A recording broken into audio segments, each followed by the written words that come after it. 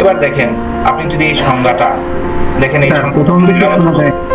রক্ষণাবেক্ষণও বলেছে, মেরামতও বলেছে, নির্মাণও বলছে।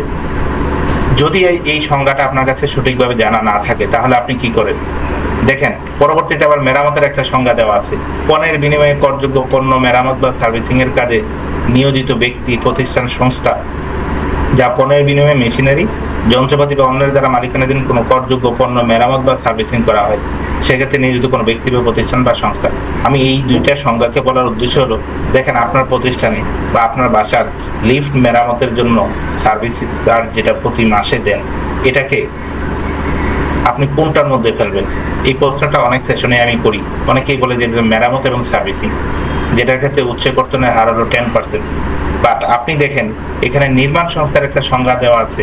ওই সংজ্ঞা স্পষ্টভাবে বলে দিছে, অবকাঠামো নির্মাণের সাথে সংযুক্ত লিফট হোক, ফল সিলিং হোক, শীতাতাপ নিয়ন্ত্রিত ব্যবস্থা হোক, এটা নির্মাণ করা, মেরামত করা, রক্ষণাবেক্ষণ করা, তিনোটা জিনিসই নির্মাণ সংস্থার মধ্যে পড়বে, যেটার উচ্চ কর্তনের হার 7.5%।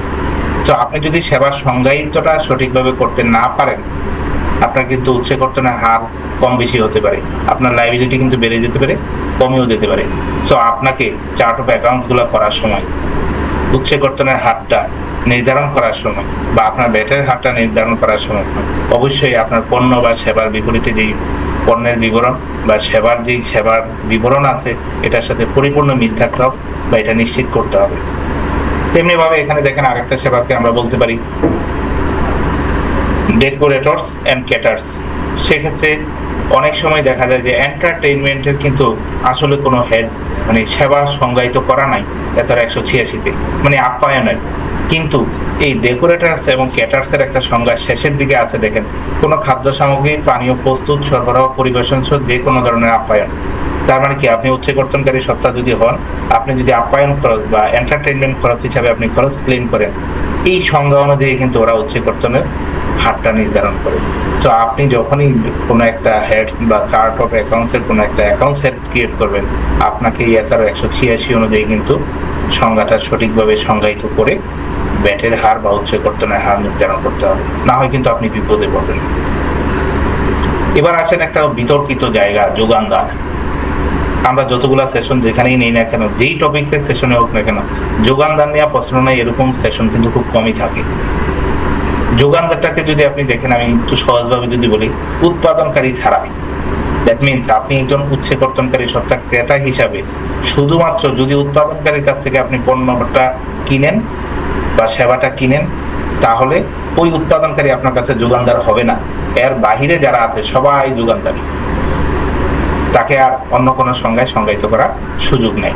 এই যোগানদারের ক্ষেত্রে, উচ্চ কর্তনের ক্ষেত্রে কিন্তু কিছু ব্যতিক্রম বলে দেওয়া আছে, যে কোন ক্ষেত্রে আপনি উচ্চ কর্তন করবেন না।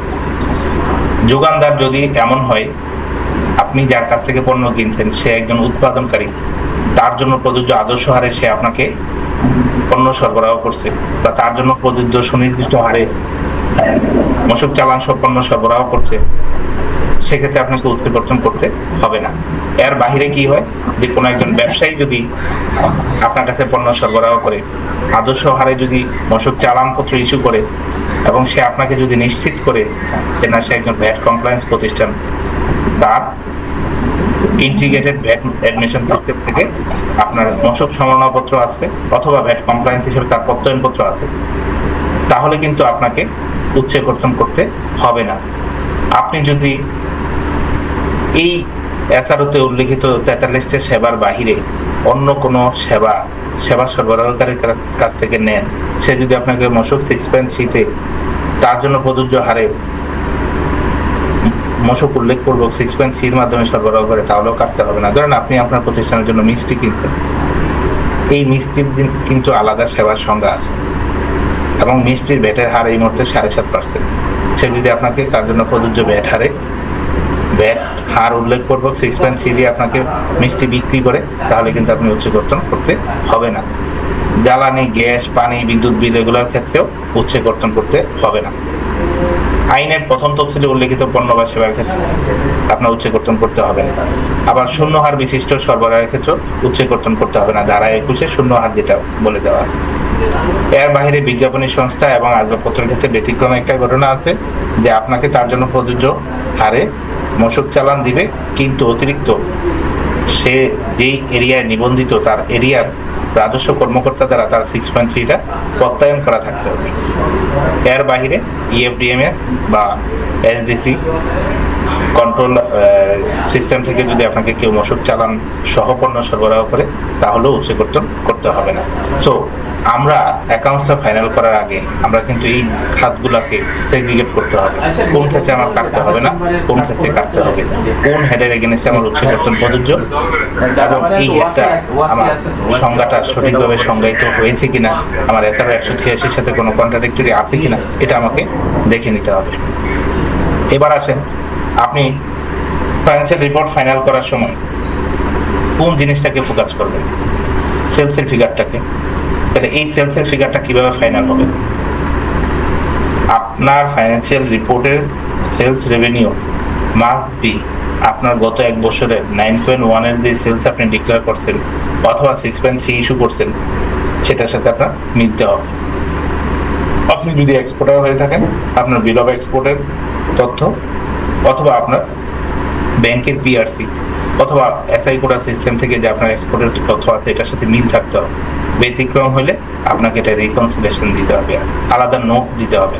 অনেক অডিট ফার্ম কিন্তু এই নোটগুলো দেন না বা অনেক অ্যাকাউন্টেন্টরা এটা করতে চান না। সো এই যে ব্যাট প্রফেশনাল আপনাদের কাছে অনুরোধ, আপনারা এই জায়গাগুলোতে নতুন নতুন নোট কোনোভাবে অ্যাড করে হলেও এটাকে রিকনসাইল করে নিয়ে আসেন। যে তার এক্সপোর্ট ছিল বিল অফ এন্ট্রি অনুযায়ী 1 কোটি টাকা, কিন্তু তার পিআরসি অনুযায়ী হলো 80 লাখ টাকা, কেন হলো এটা একটা নোট দেন। অথবা তার এসআই কোডার তথ্য অনুযায়ী আবার 1 কোটি টাকাই ছিল, কারণ এসআই কোডার তথ্যটা কখন আপডেট হয়? যেদিন মালটা এক্সপোর্ট হয়। ধরেন আজকে 31শে আগস্ট, আজকে কারোর মাল এক্সপোর্ট হয়েছে, এসআই কোডার তথ্য নিলে কিন্তু আজকের দিনেই তার এক্সপোর্টটা দেখাবে শিপমেন্ট হওয়ার সাথে সাথে। কিন্তু ব্যাংকে যান, সে তো পেমেন্ট পাচ্ছে 3 মাস পরে, তাহলে তো তার এক্সপোর্টের তথ্যটা মিলবে না। আবার বছরের শুরুতে জুন মাসেও তো তার এরকম ঘটনা ছিল যে আগের বছরের কোনো পেমেন্ট এই বছরে আসছে। এই যে বিষয়টা, এটাকে কিভাবে আপনি একটা সাবনোট দিয়ে আমরা ব্যাংক রিকনসিলিয়েশন যেভাবে করি এটাকে করা যায় কিনা এটা আপনাদেরকে দেখতে হবে। আবার আপনার সেলস রেজিস্টারে যে বিক্রয়ের তথ্যটা আপনার আছে সেটা সঠিকভাবে আছে কিনা সেটাও দেখতে হবে। এটাকে আমি একটু সামারি ভাবে এখানে এইভাবে বলতে চাই যে আপনি কিভাবে আপনার সেলসের রিপোর্টটা, সেলসের অ্যামাউন্টটা ফাইনাল করবেন। How to finalise the sales amount.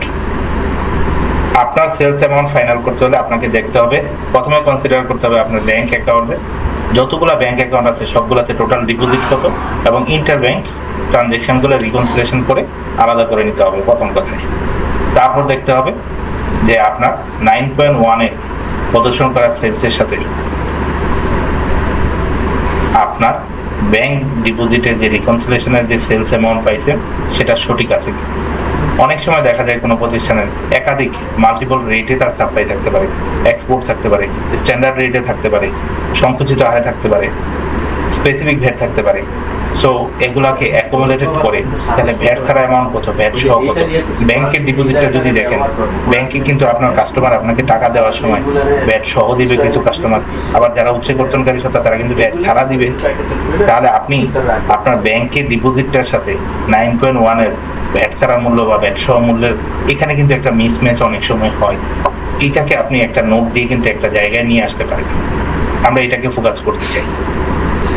তারপরে দেখেন রিকনসিলিয়েশন উইথ মূসক ডকুমেন্ট।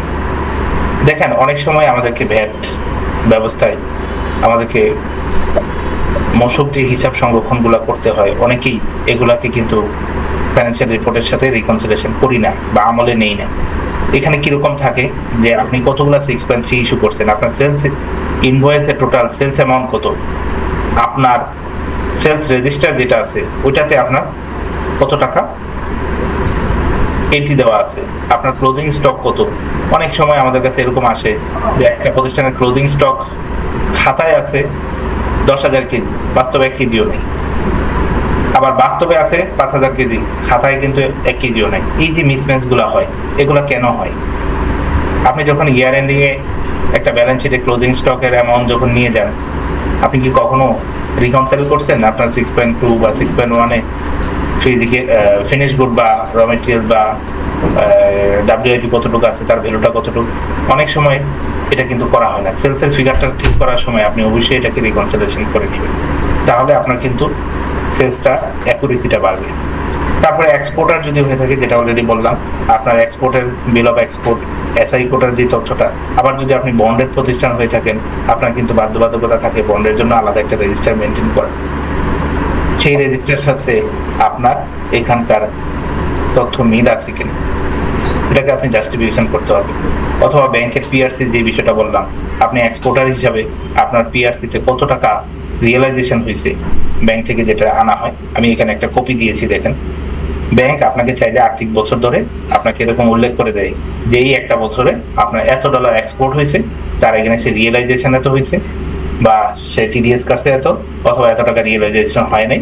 আপনি বিভিন্ন ব্যাংক বিভিন্ন ফর্মে দেয়, কেউ তার সফটওয়্যার থেকে দেয়, নিজস্ব সফটওয়্যার থেকে দেয়, কেউ তার প্যাডে দেয়, কেউ বাংলাদেশ ব্যাংকের সার্ভার থেকে নেয়। যে কোনো ফর্মেই হোক আপনি অ্যাকুরেট ডাটাটা নেওয়ার চেষ্টা করবেন। তেমনি ভাবে SI কোটা থেকে আপনি চাইলে এরকম একটা ফরম্যাটে ডাটা পান, প্রতিষ্ঠানের নাম, বিল নাম্বার এবং সময় উল্লেখ করলে কোন পণ্য আপনি আমদানি করছেন, কত তারিখে আনছেন, AIN নাম্বার কত ছিল, বিল অফ এন্ট্রি নাম্বার কত ছিল, LC নাম্বার কত ছিল, LC ডেট কবে ছিল, bill of entry submission date কবে ছিল, এবং অ্যাসেসমেন্ট ডেট কবে ছিল, HS কোড কি, পণ্য কি, পরিমাণ কি, সব ডিটেলস তথ্য কিন্তু আপনি ওখান থেকে পাওয়ার সুযোগ থাকে। সো আপনাকে সেলস ফিগারটা ফাইনাল করার আগে যদি আপনি এক্সপোর্টার হয়ে থাকেন, আপনি এটাকে রিকনসিলিয়েশন করে নিতে হবে, না হয় কিন্তু আপনি প্রশ্নের সম্মুখীন হবেন। আপনি যত বেশি কমপ্লায়েন্স হবেন, যত বেশি পোস্ট অপারেটিভ কাজ করবেন, আপনার অডিট রিপোর্টের অ্যাকুরেসি তত বাড়বে। এটাই আমরা চাই, আমাদের মিশন কিন্তু এটাই।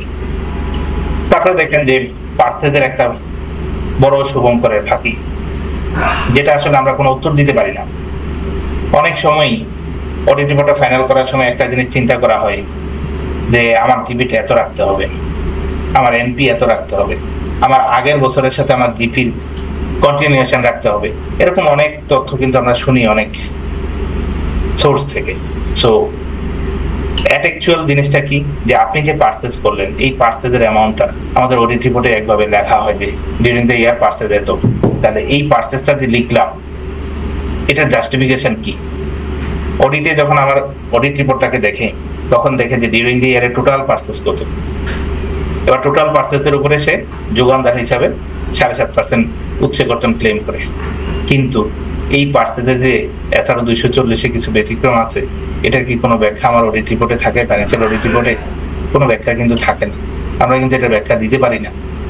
এই জন্য আমরা ব্যাট প্রফেশনাল এবং অ্যাকাউন্টেন্টদের কাছে আমার অনুরোধ, আপনারা এই পারচেজটাকে কত বেশি নোট দিয়ে তথ্যবহুল করা যায়। আবার দেখেন এই উচ্ছে কর্তনের জায়গায় SRO-তে বলে দেওয়া আছে আপনি কিন্তু কখন উচ্ছে কর্তন করবেন, যখন আপনি পেমেন্ট করবেন।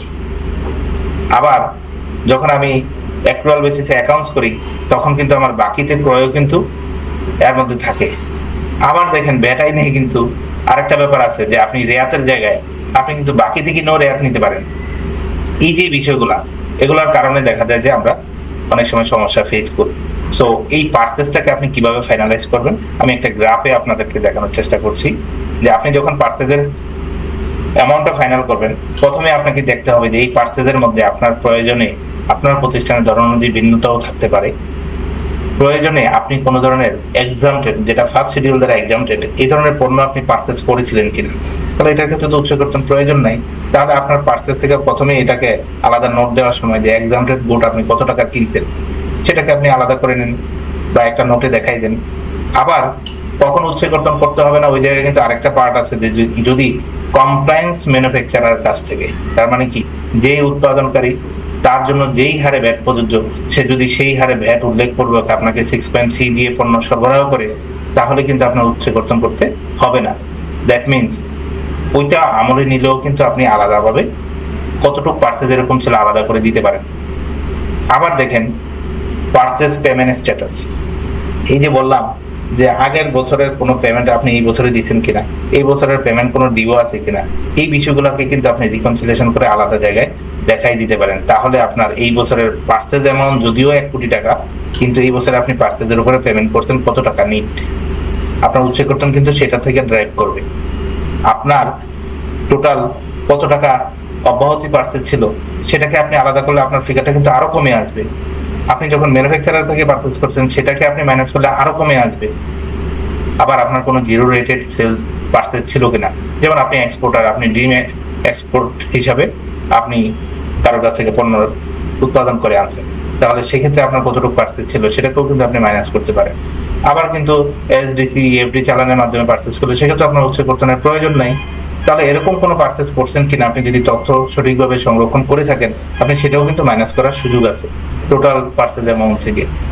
দেন পরবর্তীতে গত 2 বছর আগে যে নতুন একটা জিনিস অ্যাড হয়েছে, যে কোনো ব্যবসায়ী বা বাণিজ্যিক আমদানিকারক অথবা ট্রেডার যেভাবেই বলেন না কেন, সে যদি আপনার কাছে পণ্য বিক্রয়ের সময় আদর্শ হারে পণ্য সরবরাহ করে, আপনি উচ্চ কর্তনকারী সত্তা, এবং সে সরবরাহের সময় আপনাকে নিশ্চিত করে যে সে VAT compliance, VAT honour card আপনাকে দেয় অথবা প্রত্যয়নপত্র দেয় যে সে কমপ্লায়েন্স প্রতিষ্ঠান, তাহলে আপনার উচ্চ গঠন করতে হবে। তাহলে এই জিনিসগুলো কনসিডারেশন নিলে দেখা গেল আপনার 1 কোটি টাকা পার্সেস ছিল গ্রস, এখান থেকে এই জিনিসগুলো কনসিডারেশন নিলে কিন্তু অনেক টাকা কমে আসে। আমরা কিন্তু এগুলা অ্যাকাউন্টস করার সময়, অডিটেড ফাইন্যান্সিয়াল রিপোর্ট করার সময় এগুলো কিন্তু বিবেচনা করি না। পরে যখন অডিট রিপোর্টটা নিয়ে আমরা ভ্যাট অফিসারদের সাথে বসি, এটাকে কিন্তু কোনোভাবে আমরা মিলাই দিতে পারি না। প্রতিষ্ঠানে কিন্তু কোনোভাবে এই ডকুমেন্টগুলো থাকে না। এই জন্য দেখা যায় যে এই উচ্চ কর্তনের জন্য অনেক প্রতিষ্ঠান অনেক বড় বড় মামলায় জড়াচ্ছে। আসলে 1 বছরের আর্থিক ক্ষতি বা লাইবিলিটি আপনি পরের বছরে যদি ডেফার্ডও না করেন, পেয়েবলও না করেন, তাহলে পরের বছর এটাকে ক্যারি করা একজন ব্যবসায়ীর জন্য কত কঠিন।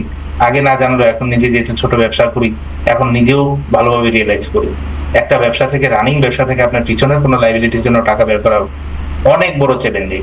সো এগুলোকে মিনিমাইজ করার জন্য আমরা যারা প্রফেশনাল আছি, আমরা যারা অ্যাকাউন্টেন্ট আছি, আমরা যারা ভ্যাট কনসালটেন্ট আছি, আমাদেরকে এই জায়গাগুলোতে কাজ করতে হবে, তাহলে আমাদের লাইবিলিটি কমে আসবে।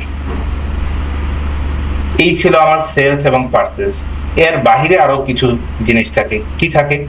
যেটা শুরুতে বললাম যে SRO 186 অনুযায়ী আমাদের বিভিন্ন সেবা সংজ্ঞার সাথে আমার অডিট রিপোর্টের বিভিন্ন হেডসের মানে খরচের হেডের বিপরীতে আমার এক্সপ্লেনেশন মিলে আমাকে উচ্চ কর্তন ক্লেম করে। আমার যদি কোনো ফিক্সড অ্যাসেট পার্সেস থাকে, এই ফিক্সড অ্যাসেট পার্সেসের সময় উচ্চ কর্তন করেছি কিনা, SRO 240 কমপ্লায়েন্স করেছি কিনা, এটা বিবেচনা করেও কিন্তু আমাকে উচ্চ কর্তনের টাকা পরিশোধ করতে হয়। এই ওভারঅল এই জিনিসগুলো আমাদেরকে অবশ্যই কনসিডারেশন নিয়েই আমাদেরকে ফাইন্যান্সিয়াল রিপোর্ট ফাইনাল করতে হবে। আমার দিক থেকে আলোচনা এতটুকু ছিল, এবং এখন আপনার সিদ্ধান্ত, আপনি কি আসলে আপনার ফাইন্যান্সিয়াল রিপোর্টটাকে ঠিক করবেন নাকি গতানুগতিক ধারাই আপনি সামনের দিকে যাবেন। আজ থেকে 5 বছর আগেও কিন্তু ভ্যাট নিয়ে এত সচেতনতা, এত প্রেশার, এত জোরাজুরি ছিল না। গত 5 বছর নতুন একটা আইন হওয়ার ফলে এবং ভ্যাট সিস্টেম অটোমেশন হওয়ার কারণে এবং গভর্নমেন্টের বিভিন্ন বডিগুলো এখন সিনক্রোনাইজ হচ্ছে একটা আরেকটার সাথে, তার ফলে কিন্তু আপনার তথ্য এখন অনেক সহজ হচ্ছে। তো আপনি চাইলেও কিন্তু এগুলোকে অ্যাভয়েড করতে পারবেন না। আপনি যদি লম্বা সময় নিয়ে ব্যবসা করতে চান, আপনি যদি আপনার কনসালটেন্সি পেশায়, আপনি যদি আপনার অ্যাকাউন্টিং পেশায়, আপনার ক্যারিয়ারে যদি লম্বা সময় আপনার ভালো থাকার ইচ্ছা থাকে, ডেফিনেটলি আমি বলবো যে এই জায়গাগুলোতে কাজ করবেন। আদারওয়াইজ আপনার জন্য ডিফিকাল্ট হবে সামনের দিনগুলো।